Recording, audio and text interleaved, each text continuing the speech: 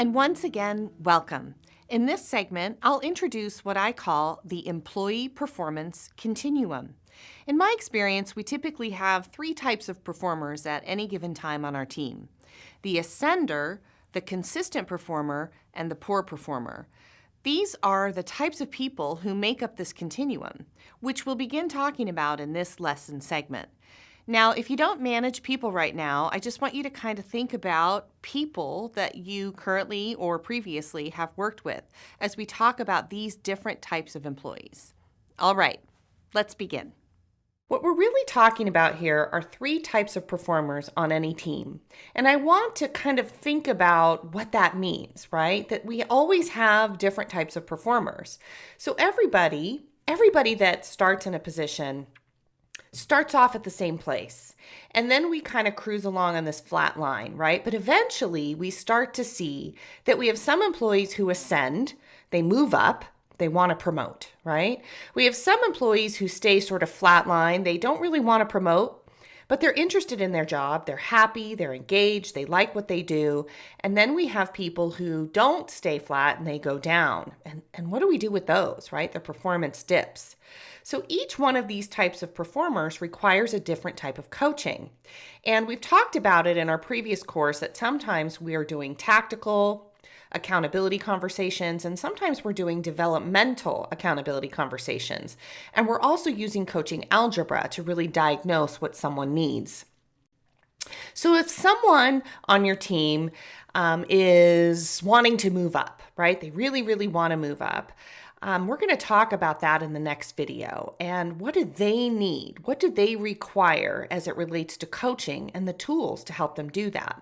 Now, one of the things I want to say about this, and this has been more common conversation that I've had with clients recently, is a lot of managers get really irritated with employees who want to get promoted. And I know that sounds a little funny, but I've heard this a lot lately. I think a lot of times managers think that the employee hasn't done enough yet to sort of justify being promoted. So, we have, I think, a lot more employees who ask to get raises than maybe we used to have. They ask to be promoted. They ask to move into a new position. And a lot of managers think that's inappropriate and they shouldn't be doing that.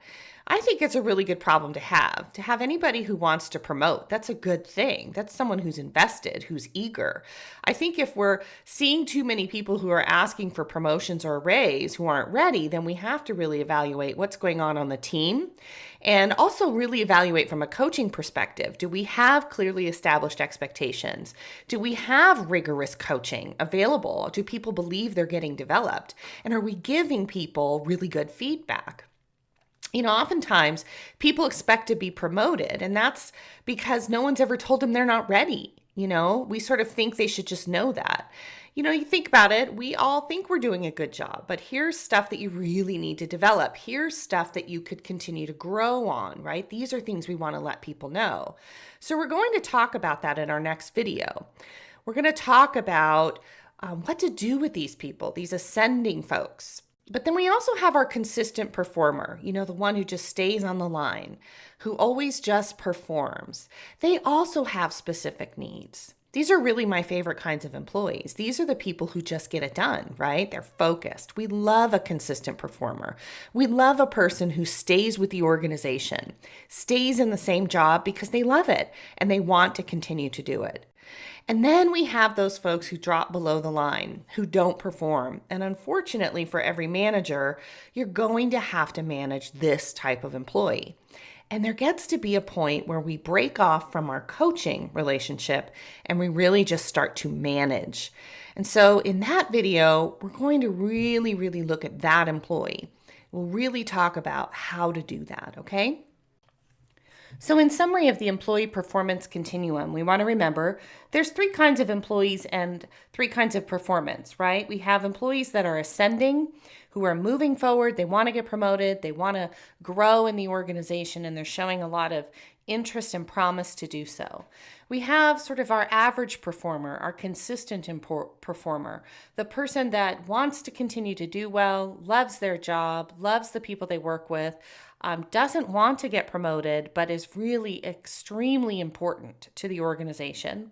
And lastly, we have the poor performer, someone whose performance is dropping off, who is not demonstrating the same kind of interest in doing well. And how do we coach and manage those employees? So these are all the three elements, the three kinds of employees that we're going to run into, and really evaluating how we manage and coach them so we can be the most productive in those relationships and really maximize each employee as they're a part of the team.